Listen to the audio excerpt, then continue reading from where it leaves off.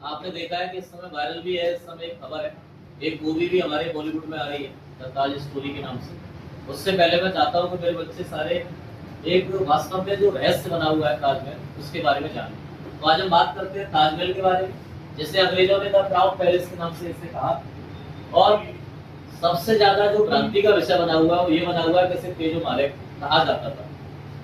तो माइंड में कई तरीके के प्रश्न उठते हैं कि क्या ये शिव मंदिर है या ये मुगलों का मकबरा है, क्या है।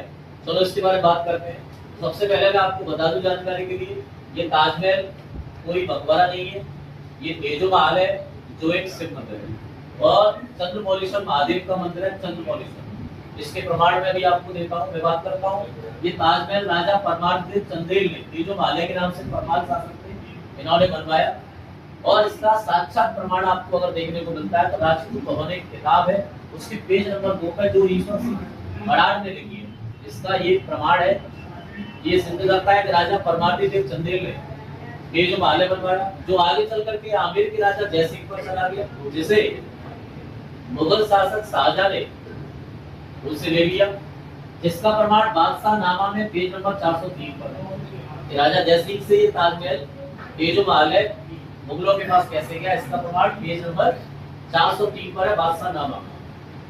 अब बात करते हैं कि ताजमहल प्रेम कहानी है, तो मैं तो नहीं मानता ये प्रेम कहानी है। चलो बात करते हैं मुगलों के इतिहास की। तो शाहजहां का निकाह हुआ आसफ खान की पुत्री अर्जुमंद बानो बेगम से, जो ऑलरेडी विधवा थी, बताया जाता है। और इसका प्रमाण आप देख सकते हैं ताजमहल, अगर आप घूमने जाते हैं तो वहां ये लिखा हुआ है 14 बच्चे को जन्म देते समय प्रसव पीड़ा से पीड़ित होकर के अर्जुमंद बानो बेगम, जिसको मुमताज कहा जाता था, उसकी मृत्यु हो गई। तो मैं कैसे कह सकता हूँ ये प्रेम कहानी, ये तो उत्पीड़न की कहानी है।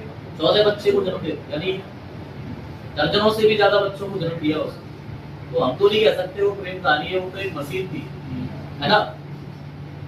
उसके बाद अगर बात करें कि शाहजहां की कब्र और मुमताज की कब्र यहाँ कैसे हो सकती है, तो फिर मुझे बताइए शाहजहां की कब्र बुरहानपुर में किसकी कब्र है?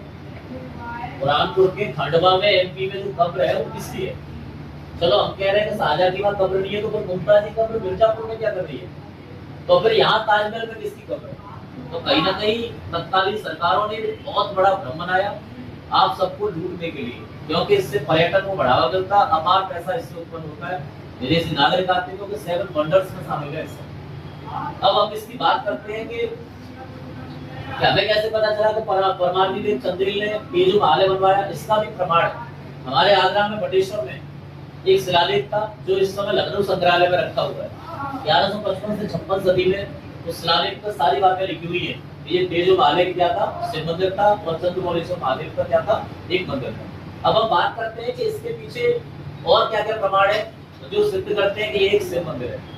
अब बात करते हैं डॉक्टर पीएन ओ, जो 1960 से 70 के दशक में उन्होंने बहुत सारे प्रमाण दिए और पुस्तक भी पब्लिश करी। तत्कालीन सरकारों ने इस पुस्तक पर रोक लगाई और डॉक्टर पीएन ओ को तहस-नहस कर दिया तभी तभी। पुरुषोत्तम नागेश ओक नाम है इनका, आप उनको गूगल कर सकते हैं, पूरी कहानी आपको पता चल जाएगी। इन्होंने प्रमाण दिए 22 से 25 प्रमाण। इन्होंने बताया चलो ये कोई मकबरा है, तो मकबरे में नीचे लगभग 22 से 25 कमरे हैं, कमरे बंद क्यों पड़े हुए? और दूसरी बात है 22 कमरे बंद क्यों किए गए? बंद किए गए तो बंद करने से पहले वहां पे शिवलिंग क्या कर रही थी? शिवलिंग के टुकड़े मिले, है ना। ये अगर कमरे हैं तो ये तो मंदिर में ही हो सकते हैं, मकबरे में क्या कर रहे हैं? दूसरा 108 कलश, ये तो वैदिक क्षेत्र है हमारे, ये इस्लामी परंपरा के तहत तो हो ही नहीं सकते। इस्लामी परंपरा में कलशों का कोई रोल नहीं है, नाग का कोई रोल नहीं है, अग्नि का कोई रोल नहीं है, ओम के चिन्ह का कोई रोल नहीं है, संघ का कोई चिन्ह नहीं है। और सबसे बेहतरीन प्रमाण कहा जाता है कि आज ये बूंद टपकती है ताजमहल से, तो वो टपक क्यों रही है? मकबरे में बूंद का क्या काम है? पानी के टपकने का क्या काम है? ये तो हमारे शिव मंदिरों में होता है ना। जल का चढ़ावा तो शिव मंदिर में किया जाता है, इसका भी ये प्रमाण कोई बताता नहीं है। 2017 में एएसआई ने तो मना कर दिया कि जितने भी सबूत बोले गए हैं वो सब निराधार है, क्योंकि पर्यटन को बढ़ावा नहीं मिलता अगर ये शिव मंदिर घोषित हो जाता है। और आए दिन आप देखते हुए कोई ना कोई जाकर के वहां गंगा जल चढ़ा देता है, कोई ना कोई आके शिव चालीसा पढ़ देता है, हनुमान चालीसा पढ़ देता है। ऐसा क्यों हो रहा है? कहीं ना कहीं कोई ना कोई तो बात नहीं है। दूसरा, त्रिशूल क्या कर रहा है? कलश का प्रतीक क्या है? सबसे बेहतरीन बात जो कोई भी इसको झुठला नहीं सकता है ताजमहल के सबसे ऊपर सूबे पे आप देखें कलश है लगातार, उसके बाद चंद्रमा है, ये किसी मकबरे में कैसे हो सकता है? तो इतने सारे प्रमाण हैं जिनको मैंने प्रमाणित किया है, सबको बताया है कि ताजमहल एक बेजुबान के नाम से क्या था, एक शिव मंदिर था, जो किसका मंदिर था? चंद्रमौलेश्वर महादेव का।